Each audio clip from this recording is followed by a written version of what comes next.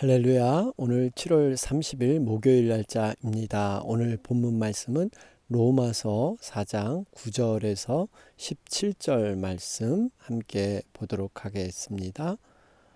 그런즉 이 복이 할례자에게냐 혹은 무할례자에게도냐 무릇 우리가 말하기를 아브라함에게는 그 믿음이 의로 여겼다 하노라.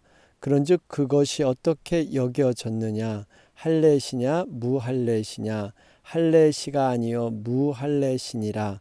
그가 할례의 표를 받은 것은 무할례시의 믿음으로 된 의를 인친 것이니 이는 무할례자로서 믿는 모든 자의 조상이 되어 그들도 의로 여기심을 얻게 하려 하심이라. 또한 할례자의 조상이 되었나니 곧 할례 받을 자에게 뿐 아니라 우리 조상 아브라함이 무할례시에 가졌던 믿음의 자취를 따르는 자들에게도 그러하니라. 아브라함이나 그 후손에게 세상의 상속자가 되리라고 하신 언약은 율법으로 말미암은 것이 아니요 오직 믿음의 의로 말미암은 것이니라. 만일 율법에 속한 자들이 상속자이면 믿음은 헛것이 되고 약속은 파기되었느니라.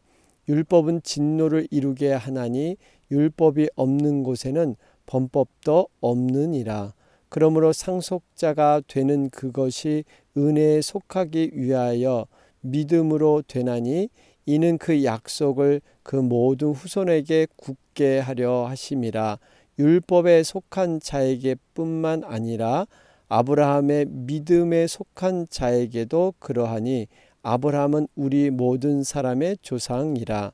기록된 바 내가 너를 많은 민족의 조상으로 세웠다 하신과 같으니 그가 믿은 바 하나님은 죽은 자를 살리시며 없는 것을 있는 것으로 부르시는 이시니라. 아멘. 우리 계속해서 우리 로마서 말씀 살펴보는 가운데 있습니다. 우리가 지금 살펴보는 부분은 아브라함을 실례로 들면서 하나님 앞에 의롭다고 받는 것은 인간의 행위나 외적인 어떤 조건에 의해서가 아니라 오직 믿음, 곧 이신득의의 원리를 강조하고 있습니다. 특별히 오늘 이 본문의 말씀은 아브라함의 예 가운데 이 할례를 통한 외적 조건에 관계없이 오직 믿음을 통해서만 구원이 가능하다 하는 말씀을 확증하는 부분이 바로 오늘의 말씀인 것입니다. 자, 오늘 우리 말씀을 보면요. 우리 10절 말씀을 먼저 볼까요? 보면 그런즉 그것이 어떻게 여겨졌느냐 할례시냐 무할례시냐 할례시가 아니요 무할례시니라. 그러니까 우리 9절 말씀에 아브라함이 하나님으로부터 의로 여김을 받은 시기가 언제였느냐. 여러분 분명히 아브라함이 할례를 받기 전에 이미 그 믿음을 통해서 의로 여김을 받았습니다. 창세기 15장에 보면 아브라함이 여호와를 믿으니 여호와께서 이를 그의 의로 여기셨다. 그렇게 기록되어 있죠. 그러면서 아브라함이 할례를 받은 것은 그로부터 적어도 14년이 흐른 다음 창세기 17장에 나오죠. 그 이후에 할례를 받았다는 겁니다. 아브라함은 할례와 무관하게 믿음으로 말미암아 의를 인정받았다는 부분입니다. 여러분, 그래서 우리가 이 할례라는 거 그 의롭다 인정을 받은 증표가 되고요. 확인 어떤 증서가 되는 의미가 있습니다. 의롭다함을 받는 것이 중요한 거죠. 여러분, 새 생명을 얻은 그 날이 중요하지 그 새 생명을 얻었다는 증명서를 받은 날이 중요한 것이 아닙니다. 우리 내용물보다 포장, 겉에 있는 포장을 더 중요시하지 않죠. 유대인들은 반대로 생각을 했습니다. 겉 포장, 바로 이 할례가 있기 때문에 자신들은 구원을 받았다, 인정받았다 이렇게 주장하는 것이죠. 여러분, 우리가 이러한 분명한 차이의 의미를 알아야 합니다. 우리가 어떻게 과연 구원의 확신이 일어나야 되는가, 겉대적인 어떤 행위의 표징이 아니라 진정한 우리 내면의 마음 가운데 믿음, 그 믿음이 여러분 결코 중요한 줄로 믿습니다. 그런 가운데 우리 11절 말씀을 보면 그가 할례의 표를 받은 것은 무할례시의 믿음으로 된 의를 인친 것이니, 그러죠? 여러분 여기 할례의 표를 받았다. 이 할례, 과거에는 어떤 외적인 표식이었죠. 그런데 이 할례를 우리가 요즘 적용해 보면 세례로 볼 수가 있습니다. 여러분 세례 의식 자체가 죄를 씻어주거나 우리가 또 구원에 있어서 어떤 선행적인 먼저 요구되는 조건은 아닙니다. 여러분 세례는 단지 믿는 자에게 정말 예수님의 그리스도의 피로써 모든 죄가 사했다는 하나의 증표일 뿐이라는 거죠. 여러분 의식 자체에 어떠한 힘과 능력이 있는 것이 아니라 우리가 그 의식을 믿음으로 대하고 믿음으로 고백했을 때 그 의식은 의미가 있는 것이지, 의식 자체에서 구원이 일어나고 구원이 방편이다 이렇게 생각해서는 안 된다는 것입니다. 여러분 우리가 정말 구원받은 백성의 증표는 뭡니까? 단순히 내가 세례받은 세례교인이다가 아니라 내가 예수님을 정말 인격적으로 영접하고 있는가, 성령님을 정말 순간마다 모시며 그분과 더불어 살고 있는가, 구원의 분명한 말씀에 기초한 확신이 있는가, 이런 것들을 우리가 돌아보면서 분명한 구원의 백성으로 우리가 거듭나야 된다는 것입니다. 자, 그러면서 여러분 11절 12절에 보면 여기에 반복되는 단어가 이 조상이란 말이 등장을 합니다. 이 할례자의 조상이 되었나니 우리 조상 아브라함, 이 조상. 여러분 결국 아브라함을 조상으로 여긴다는 것은 우리 자신이 이 유대인들이 아브라함의 자손이 된다라는 의미와 동일하게 같습니다. 여러분 이들은 아브라함의 자손이 되었다는 것 자체를 구원의 확증으로 생각을 했죠. 그래서 아브라함의 자손이라는 것을 굉장히 위대하게 생각하고 그들은 자존심이 굉장히 강했습니다. 그런데 성경을 우리가 유심히 보면요, 과연 아브라함의 자손들이 다 이렇게 하나님의 백성으로 확정되었을까? 여러분 성경을 자세히 보면 그렇지 않습니다. 한번 예를 들면 아브라함의 자손 가운데 이스마엘이 있죠. 이스마엘은 분명히 아브라함과 함께 할례를 받았습니다. 그럼에도 불구하고 여러분 이 하나님의 자녀로 인정받지 못합니다. 물론 지금 아람 사람들 이스마엘을 이슬람 교도에서는 아주 굉장히 그 약속의 씨앗, 약속의 자손으로 그렇게 이스마엘을 여기고 있죠. 그들 입장에서는 이것이 이해되지 않겠지만 성경은 분명히 말하고 있습니다. 또 에서를 보면 이삭의 장남이죠. 여러분 에서도 할례를 분명히 받았을 것입니다. 그런데 에서는 정말 하나님의 정통한 자녀 아브라함의 자손으로 인정받지 못합니다. 더군다나 또 한 가지 예를 들면요, 우리가 출애굽한 경우를 좀 생각해 볼 수가 있습니다. 여러분 우리 이 유대인들이 이스라엘 백성들이 애굽에서 빠져나와서 홍해를 건넌 것, 여러분 홍해를 건넌 사건은 세례의 간주가 되죠. 여러분 요단강을 건너는 것, 가나안 땅에 들어간 것이 이제 완전히 그 성화된 그런 영화된 몸으로 천국에 들어가는 것이죠. 자, 그런데 이 세례, 홍해를 건너서 세례를 받은 것으로 간주가 되는데 이 홍해를 건넌 것이 구원의 확정이라면 홍해를 건넌 모든 사람이 가나안 땅에 들어가야 맞습니다. 여러분 그렇지 않겠습니까? 세례를 받았는데 홍해를 건넜는데, 그런데 성경에는 20세 이상 된 자 중에서 여호수아와 갈렙을 제외하고는 단 한 사람도 가나안 땅에 들어가지 못합니다. 여러분 이것은 세례를 받았다고 해서가 아니라 진정한 그들이 믿음이 있었는가, 하나님의 믿음을 통해서 천국에 들어간다 하는 것을 보여주고 있습니다. 또 히브리서 4장 2절에 보면 듣는 자가 믿음을 화합지 아니함이리라. 여러분 믿음을 화합지 아니한다. 무엇을 말하는 것입니까?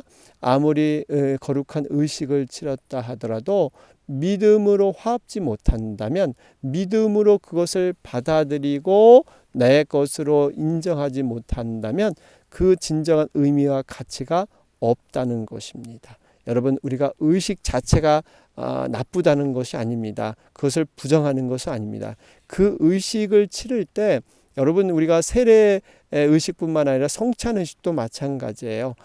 그러한 의식 속에 진정한 믿음의 고백이 들어가야지 그 의식 자체에는 여러분 효력이 없다라는 걸 우리가 늘 기억해야 될 줄로 믿습니다. 자, 그러면서 여러분 13절 말씀을 보면 아브라함이나 그 후손에게 세상의 상속자가 되리라고 하신 언약은 율법으로 아니라 믿음으로 말미암은 것이다 말씀하고 있죠. 여러분 여기서 중요한 의미가 있습니다. 지금 아브라함이나 그 후손에게 세상의 상속자가 되리라고 언약하셨대요. 여러분 이 언약, 커버넌트, 이 언약은 쌍방적인 계약이 아닙니다. 우리가 보통 계약하면 언약은 계약 비슷한 말이죠. 같은 말인데요. 쌍방으로 이루어지지 않습니까? 갑과 을, A와 B가 서로 합의에 의해서 이루어지는 것. 그런데 여러분 이것은 어느 한쪽이 세상의 언약은 계약은 파괴되면, 어느 한쪽이 약속을 이행하지 않으면 그 계약이 파괴되는 것, 이게 바로 쌍방 계약이죠. 그런데 여기서 이 언약은 그런 뜻이 아니에요. 이것은 일방적인 언약입니다. 에팡겔리아라고 하는데요. 이 언약은 일방적인 통고나 선포를 의미합니다. 그러니까 하나님께서 일방적으로 우리를 향해서 해주신 계약이란 뜻입니다. 여러분 우리가 성경을 보면 알 수 있지 않습니까? 창세기 15장에 보면 하나님과 아브라함이 계약이 체결하는 장면이죠. 이 재물이 쪼개진 그 사이로 이렇게 지나가는 것. 여러분 그 의미는 내가 이 언약을 지키지 않으면 내가 이렇게 쪼개져서 죽음과 같이 정말 이렇게 이 언약을 꼭 지키겠다, 이런 그 표징을 보여주는 것이죠. 그런데 중요한 것이 있습니다. 그 쪼개진 그러한 동물 사이로 지나간 그러한 존재는 오직 하나님 한 분이셨어요. 횃불을 통해서 재물 사이를 지나가죠. 하나님의 상징인 횃불. 아브라함은 그 사이로 지나가지 않았다는 겁니다. 여러분 이걸 보면 하나님께서 일방적으로 우리의 구원의 언약을 베풀어 주시는 줄로 믿습니다. 여러분 여기에는 중요한 교훈이 두 가지가 있습니다. 하나는 내가 이 언약의 대상자로 택함 받았다는 거예요. 여러분 일방적인, 하나님이 우리를 고르고 뽑으셔서 은혜로 택해 주셨다. 여러분 이것은 우리에게 전적인 은혜고 감사일 줄로 믿습니다. 뿐만 아니라 계약이 절대 파괴되지 않는다는 겁니다. 우리의 구원의 계약은 하나님께서 친히 그 언약을 약속하시고 짊어지셔서 내 행위에 따라서 계약이 파괴되는 것이 아니라 하나님의 일방적인 신실하시고 거룩하신 하나님께서 그 언약을 끝까지 이루어 주신다 하는 것입니다. 우리가 이러한 은혜 가운데 구원을 얻은 줄로 믿습니다. 자, 그러면서 14절, 15절 말씀을 보면 율법에 속한 자들이 상속자이면 믿음은 헛것이 되고 약속은 파기되었느니라. 여러분 우리가 앞에서도 살펴봤지만 하나님께서 아브라함과 세운 언약은 여러분 율법에 의해서 파괴되지 않습니다. 하나님께서 보시고 의롭게 여기신 아브라함의 믿음, 그 믿음이 그러면 율법에 의해서 파괴되면 그 믿음이 다 소용없는, 여러분 앞에서는 구원을 주시고 결국 율법을 또 들이대서 이렇게 모든 것이 헛것이다, 이런 모순적인 하나님이 아니시라는 것이죠. 여러분 분명하게 우리가 깨달아야 할 것은, 우리 성경에도 보면 유대인들은 이 모세오경을 굉장히 중요시 여겼습니다. 그런데 이 모세오경에 기록된 것을 보면 지금 이스라엘 백성들이 애굽에서 해방이 되죠. 약속의 땅 가나안 땅에 가기 전까지 여러분 이 40년의 이 광야 생활을 하게 되는데, 그들이 만약에 이 가나안 땅에 들어가게 된 그 이유가 율법을 잘 지켜서 가나안 땅에 들어간 것이냐? 그렇지 않죠. 여러분 이 출애굽의 과정 40년 동안 광야 생활 그들은 어떻게 생활을 했습니까? 하나님 앞에 반역하고 불순종하는 그러한 세월이었습니다. 그럼에도 불구하고 하나님께서는 그 약속의 근거에서 그들을 가나안 땅으로 인도하셨다는 것입니다. 그들이 율법을 잘 지켜서가 아니라 정말 하나님의 일방적인 의를 통해서, 그 믿음을 통해서 그들을 가나안 땅에 밀어 넣으신 거죠. 이것이 바로 구원이라는 사건입니다. 여러분 우리의 구원은 오직 하나님의 은혜로만 된 것이지 율법이 아니라는 거예요. 그래서 율법은 이 은혜와 배치되는 것이 아니라 은혜 속에 율법이 한 작은 부분으로 포함될 뿐입니다. 우리가 이것을 분명히 고백해야 될 줄로 믿습니다. 하나님은 분명히 믿음을 통해서 약속하신 분이세요. 신실하시고 시건치 않으십니다. 하나님은 분명히 아브라함의 믿음을 의로 여기셨기 때문에 끝까지 그 의를 믿어주시고 받아주신다는 사실입니다. 자, 그러면서 우리가 16절에 보면 그것이 나왔죠. 그러므로 상속자가 되는 그것이 은혜에 속하기 위하여 믿음으로 되나니 이는 그 약속을 그 모든 후손에게 굳게 하려 하심이라. 그렇죠, 여러분 우리가 은혜, 믿음을 통해서 우리가 하나님의 상속자가 되고 구원받은 백성이 되었다는 사실입니다. 자, 그러면서 결론적인 17절 말씀입니다. 기록된 바 내가 너를 많은 민족의 조상으로 세웠다 하신과 같으니 그가 믿은 바 하나님은 죽은 자를 살리시며 없는 것을 있는 것으로 부르시는 이시니라. 여기서 그가 믿은 바, 이 그는 아브라함을 가리키죠. 아브라함은 두 가지의 믿음이 분명했습니다. 하나는 하나님은 죽은 자를 살리신다. 또 없는 것을 있게 하신다. 이 두 가지 이 분명한 확신이 아브라함에게 있었습니다. 여러분 이 아브라함의 믿음, 믿음의 조상이라고 불릴 만큼 이렇게 존경받는 인물이 됐는데, 여러분 그 중요한 그 증명되는 사건이 뭡니까? 창세기 22장에서 이삭을 번제로 드리는 사건이지 않습니까? 아브라함은 75세 때 하나님께 불림받아서 정말 이 이삭이 낳기까지 100세에 낳았죠. 25년 동안 인내함을 가지고 기다렸습니다. 물론 인간적인 방법 이스마엘의 실수도 있었지만 어찌했든 간에 끝까지 그 믿음의 의를 지켜 나가게 되죠. 그런데 하나님께서 22장을 통해서 아브라함을 시험하십니다. 정말 하나밖에 없는 독생자 이삭을 번제물로 바쳐라. 모리아 산에 가서 바쳐라. 이 모리아 땅이 나중에 예루살렘 성전이 들어서는 그러한 근본이 되죠. 그래서 이 아브라함은 아침 일찍 순종해서 이렇게 번제물을 정말 이 쓸 나무들, 태울 나무들을 가지고 이렇게 이삭과 함께 산으로 올라갑니다. 그런 다음에 종들을 이렇게 떨어뜨려 놓죠. 참 아브라함은 지혜가 있었습니다. 그래서 종들에게 방해받지 아니하고 정말 하나님 앞에 믿음으로 순종하기 위해서. 여러분 종들이 만약에 옆에서 가까이 있으면 아마 아브라함을 말리고 방해했을 겁니다. 그러면서 중요한 그 종들에게 말을 합니다. 너희들은 여기 나귀와 함께 있어라. 내가 아이와 함께 저기 가서 예배하고 우리가 너희에게로 돌아오리라. 이것이 창세기 22장 5절 말씀이에요. 여기서 보면 예배하고 우리가 너희에게로 돌아오리라 그래요. 여러분, 이것이 과거 성경에는 우리가라는, 다시 말하면 우리가는 아브라함과 이삭이죠. 지금 이삭을 죽여서 번제물로 드리는데, 지금 죽인 후 이 예배는 바로 이삭을 번제물로 죽이는 거죠. 이런 다음에 우리가 너희에게 돌아온다. 과거 성경에는 우리라는 말이 분명하지 않았죠. 아브라함이 다시 돌아오는 건 이해가 되지만 이삭은 죽였는데 다시 돌아온다.